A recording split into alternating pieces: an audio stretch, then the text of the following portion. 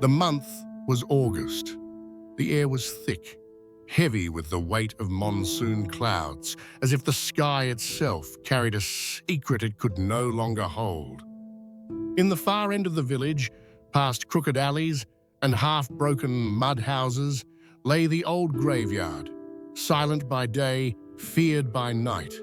Its crooked tombstones leaned like tired men, and the giant neem trees whispered whenever the wind passed through. That night, even the wind had a voice. It was close to midnight when the silence broke. The graveyard's watchman, an old man with trembling legs and a lantern that flickered more than it glowed, came stumbling into the police station. His face was pale, eyes wide, and his shirt clung to him as though he had wrestled with rain and terror alike. "Sir," he gasped, his voice cracking.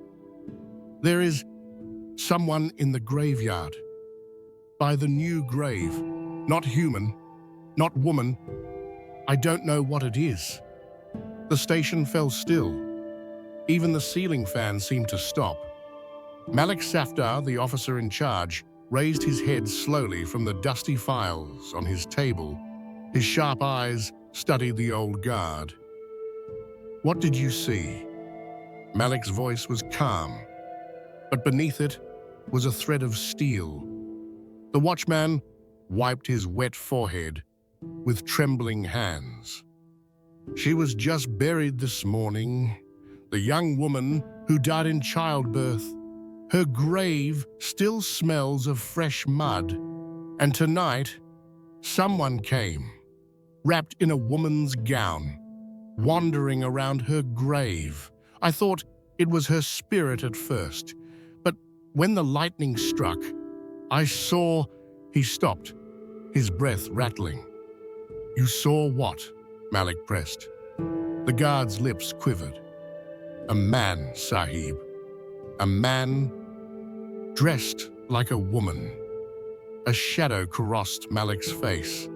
He stood, adjusted his cap, and motioned to his constable, Akram, who was already loading his rifle. "Come," Malik said. "Let us see what walks among the dead tonight." By the time they reached the graveyard, the rain had thickened into sheets, falling hard on the earth, drumming against tin roofs, and washing the world in silver darkness. The lanterns they carried were useless. The wind snatched their flames, so they relied on the lightning that slashed the sky every few moments. The graveyard stretched before them, muddy, dark, haunted. At the far corner, where the fresh graves lay, a lone figure stood, wrapped in a long, flowing gown, its back bent, its head covered. The figure looked like a grieving widow. But there was something unnatural about the way it moved, slow, deliberate, circling the grave as if bound by some ritual. Malik held up his hand, signaling Akram to stay low. The two officers crouched behind a half-broken tombstone, watching. The figure bent forward, fingers digging into the wet mud, then stood again, whispering words that the rain drowned out.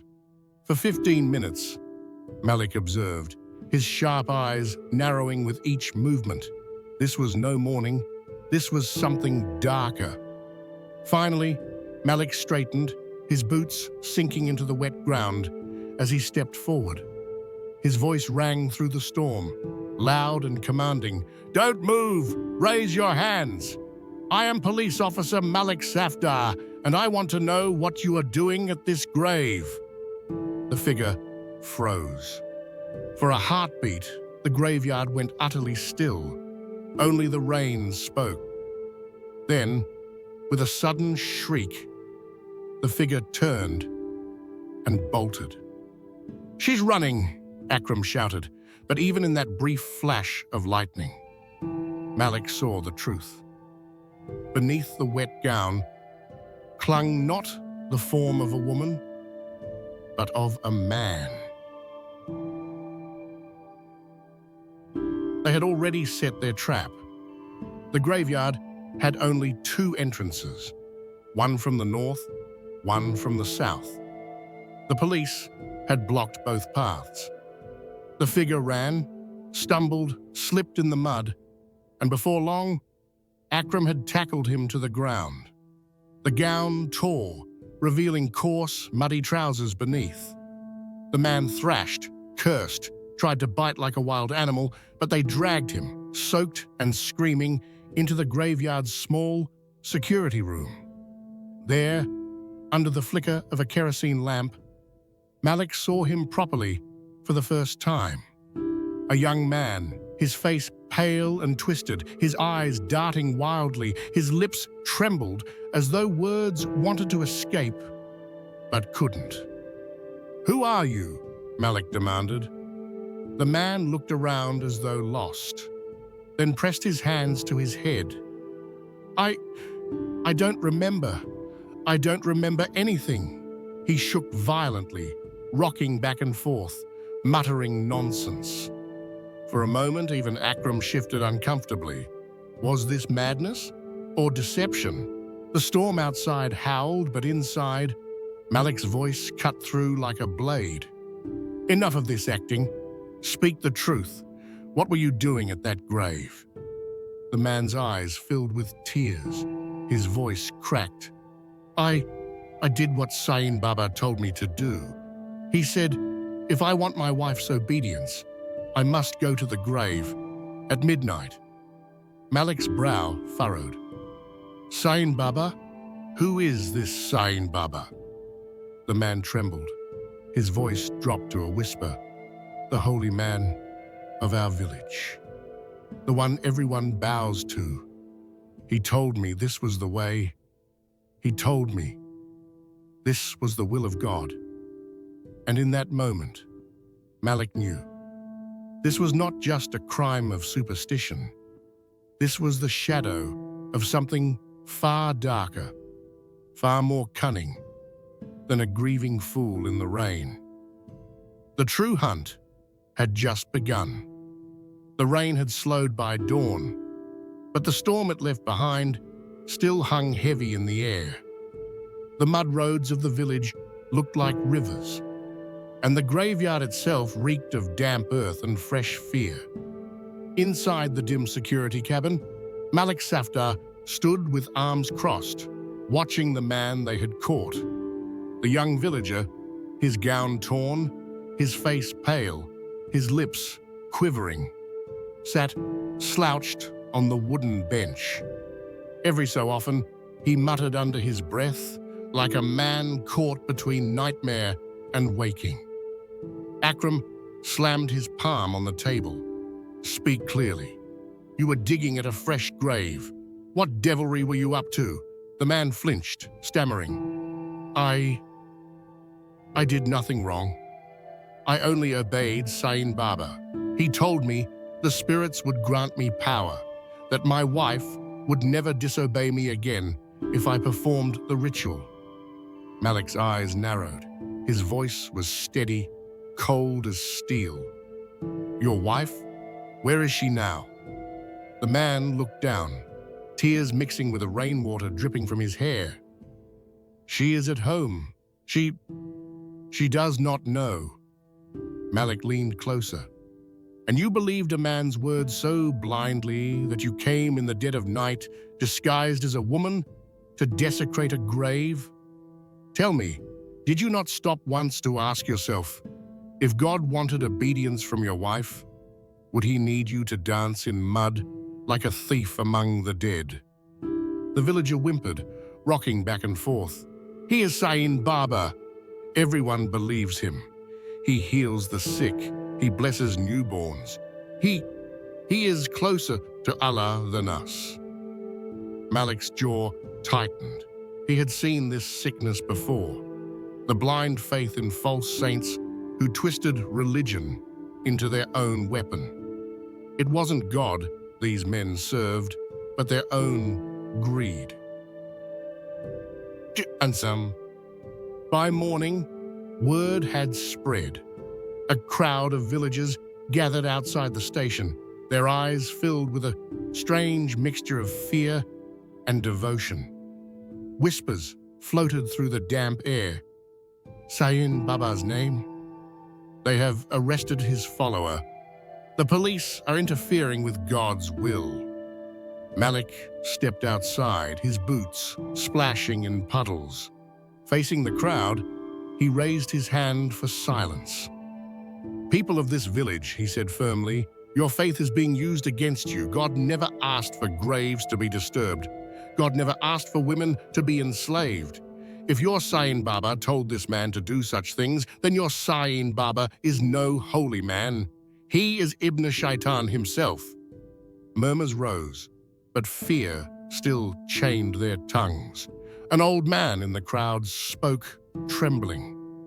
"But Sahib, Sayin Baba has healed many. My grandson could not walk. After his touch, the boy stood." Malik's voice cut through the air. "And how much money did you give him before that miracle?" The old man's lips trembled. He did not answer. The silence was enough. Back inside, Malik pressed harder. The villager finally broke, his sobs shaking his body. "Sayin Baba, he said if I disobey, my wife would fall ill, my house would burn. He told me to do this ritual, and he promised he would keep her safe." "And where is your wife now?" Malik asked again. The man's eyes darted. "At home, I think." But when they reached his house later that day, they found the door locked. The neighbors said they hadn't seen the wife since the night before. The house was silent, empty, except for one thing: a chest in the corner, broken open. Inside, the neighbors whispered, had once been gold coins, saved from his father's inheritance. Now, it was empty. Malik's instincts sharpened. This was no ritual. This was a con, carefully played. Sayin Baba had lured the husband away, sent him to perform nonsense in the graveyard, while he himself took the woman, the wealth, and disappeared into the storm.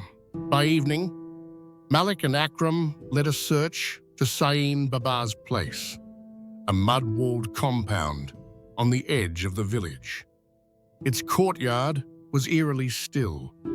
The mats were rolled, the lamps cold, the doors barred. Not a soul stirred. A neighbor whispered nervously, "He left before dawn, Sahib. Said he was going to spread blessings in another town." Malik's fist clenched. He scanned the ground, muddy footprints leading away, the shape of heavy carts. Not a holy man fleeing on pilgrimage, but a thief escaping with spoils. Yet something else caught Malik's eye. A tree stood tall inside the compound, its branches stretching over the wall. The mud beneath it was uneven, disturbed. He paused, his gaze lingering. Something about it gnawed at his instincts.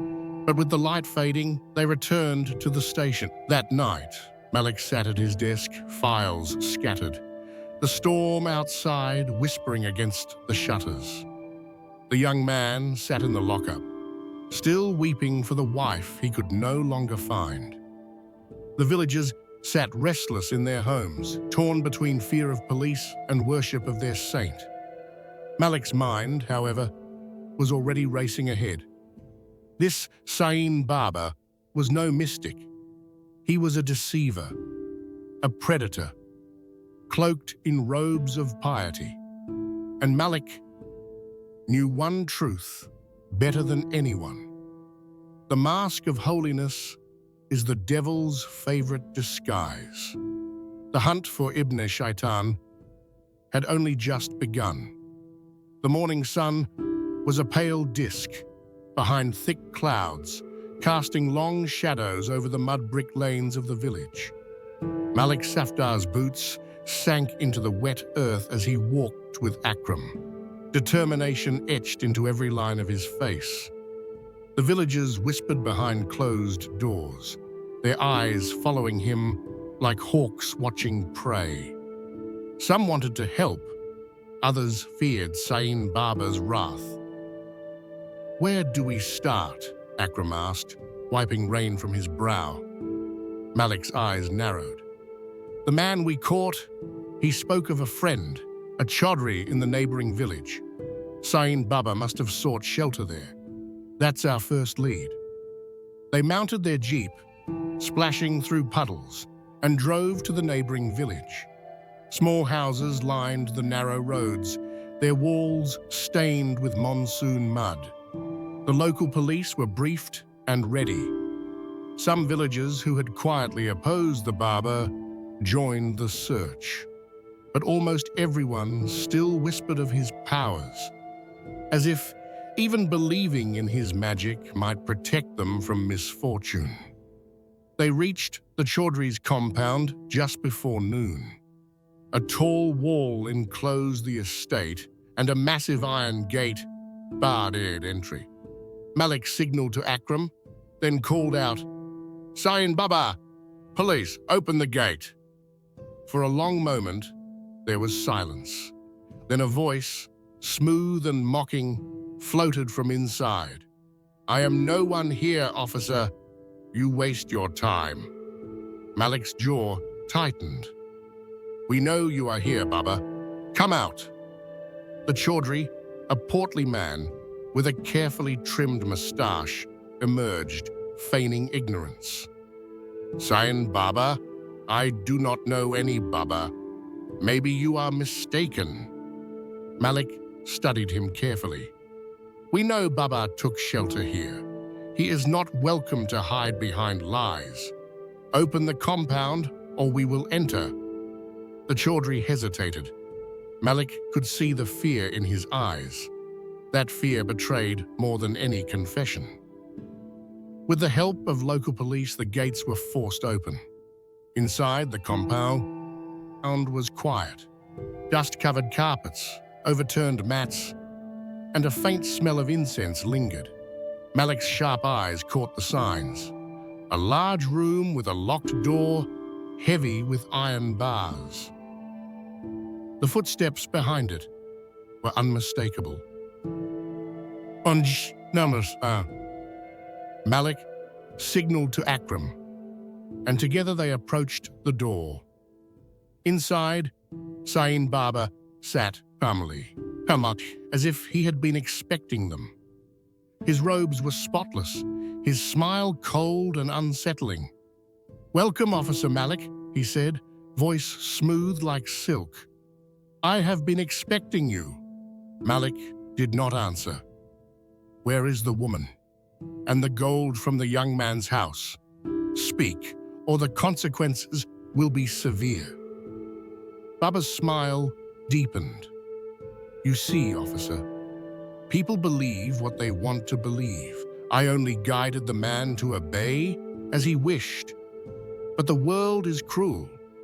Sometimes obedience leads to tragedy." Malik's eyes blazed. "Tragedy or murder?" Sain Baba's gaze hardened. "Perhaps you are too quick to judge. The body you seek is not where you imagine." Malik did not flinch. "Tell us, where is she?" For a moment, Baba's eyes flickered with something. Fear, perhaps, but his voice remained steady. "I placed her atop the tree in my compound. Let her rest where the earth cannot claim her." The words fell like ice. The officers glanced at each other, horror dawning. This was no ordinary crime. This was the work of a man who had cloaked evil in holiness. Outside, the villagers had gathered, murmuring prayers. Some clutched amulets, others crossed themselves. Yet, Malik could see the truth etched on every face. Blind faith had allowed a criminal to hide among them. "People," Malik called out, voice booming, "listen to me. God does not reward crime. God does not demand obedience through fear. Your faith should be in God, not in men who claim his power. Some nodded, some hesitated, but the words pierced the haze of superstition that had gripped the village for generations. Oh, with the local police's help, Malik and Akram climbed the tree. There, tied carefully, lay the young woman, alive but unconscious, wrapped in silk and leaves, her body chilled by the night rain and the horrors she had witnessed. The officers untied her gently, bringing her down as Sain Baba's defiance crumbled under the weight of the law. The gold and cash from the young man's house were recovered from hidden compartments in the compound, and as Malik Safdar looked at the trio, the fool who had obeyed, the victim, and the mastermind, he knew the lessons of the village would be remembered. Faith in men, no matter how holy they seem, can become the tool of Satan. Bontinsh. By evening, the villagers had begun to reflect. Whispers turned into conversations. Trust God, not men. Blind belief can kill. And Malik Safdar, standing at the edge of the village, watching the sunset turn the monsoon clouds to gold, knew that justice had been served. But the shadow of Ibn-e-Shaitan, cloaked in human form, would remain a cautionary tale for generations. The night had fallen, thick and suffocating, with clouds still carrying the threat of rain. Malik Safdar sat across from Sain Baba in the dimly lit interrogation room at the police station. The Baba's face, once calm and mocking, now held a faint tremor, like a snake cornered. "You have led a man to desecrate graves," Malik began, voice steady yet sharp. "You have endangered a woman's life, stolen her husband's wealth, and fled your village while hiding behind false piety. Now speak. Why?" Sain Baba leaned back, fingers steepled. "Do you not see, Officer Malik? Obedience is the essence of life. That young man, blind in devotion, was a vessel. I only guided him to realize his role, to fulfill what was necessary for harmony and loyalty." Malik's eyes narrowed. Harmony? Loyalty? You call murder and theft a path to harmony? A chilling smile played on Baba's lips. "You see the world only as black and white. You think men are simple, morality absolute. I understand human weakness. The young man, he is foolish, naive, but full of faith. I merely redirected his devotion." Malik leaned closer. "And your wife? You claimed she was murdered. Her body tied to a tree? Why involve her?" Sain Baba's gaze turned distant, as though recalling a long-forgotten scene. She was a symbol. Love, desire, temptation. In her absence, men see the price of obedience, and yet your police are clever, Malik. You see what others fail to see. Malik felt a shiver crawl up his spine. Every word the Baba spoke was deliberate, calculated to confuse and control.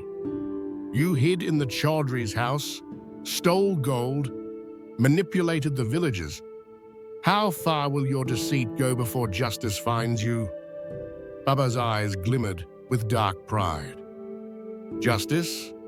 You speak of justice as if men can wield it fairly. No, Malik. Men follow, men obey, men fear. And fear is the blade that cuts deeper than any sword. I have taught them obedience, to me, to God, to themselves, and yet you've cornered me. Clever, officer, clever indeed. Malik's mind raced. He could see the pattern, the manipulation, the exploitation of blind faith, the clever distraction. But beneath it all lay the truth. Men, like Sain Baba, thrive on fear and superstition, not on divine guidance. "Enough!" Malik's voice rang like a bell. "Your games are over. The woman is safe. The wealth is recovered. Your follower is under control. And the villagers will learn a lesson that you cannot erase. God judges. Men deceive. But truth is stronger than any lie." For the first time, Baba's smile faltered. He sat silently, the weight of inevitability pressing upon him.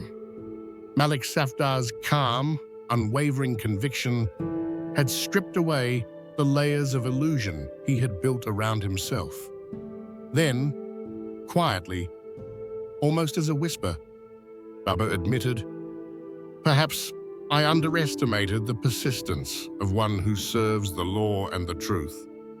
Perhaps the devil within me is not as cunning as I believed." Malik watched him, noting every subtle movement. The man who had once seemed untouchable was now a figure of human frailty. And yet the danger remained, a reminder that evil often comes clothed in the guise of holiness, and blind faith can lead even the best of men into ruin. Outside, the monsoon clouds had broken, revealing a pale moonlight over the village. The mud paths glistened, the air smelled of wet earth and renewal. And the villagers, having learned of Sain Baba's capture, whispered prayers, not of fear, but of understanding. Malik Safdar stood at the edge of the station, looking over the village he had protected, feeling the weight of his responsibility. He knew the lesson was clear. Belief in God must never be replaced by faith in men. Deception hides behind robed faces, but courage, vigilance, and truth will always illuminate the darkest corners. As he turned to leave, Malik made one final note. Evil can be cunning. Obedience can be dangerous. But justice, patience, and discernment are the tools that save lives. Let this village remember that the power of God lies not in fear, but in understanding, and that Ibn-e-Shaitan may wear human skin, but his deeds betray him every time. And so, the hunt ended, not with fear, but with clarity. The shadow of Sain Baba had been lifted, but the echoes of his deceit would linger, teaching all who had witnessed it the greatest lesson of all: trust in God, not in men, and question even those who claim holiness when their actions betray morality. The sun rose slowly over the village, casting long golden beams through the misty morning. The rain had washed away the traces of the night's chaos, leaving the earth glistening as if the world itself had been cleansed.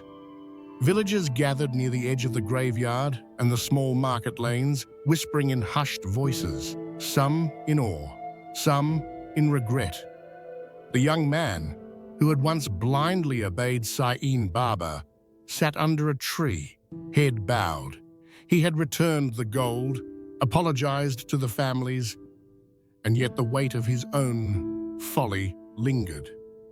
Malik Safdar watched him quietly, knowing that the lessons of obedience, faith, and discernment would take time to sink in. Sain Baba had been taken far from the village, confined by the law, his grandiose claims of divine connection reduced to nothing but a cautionary tale.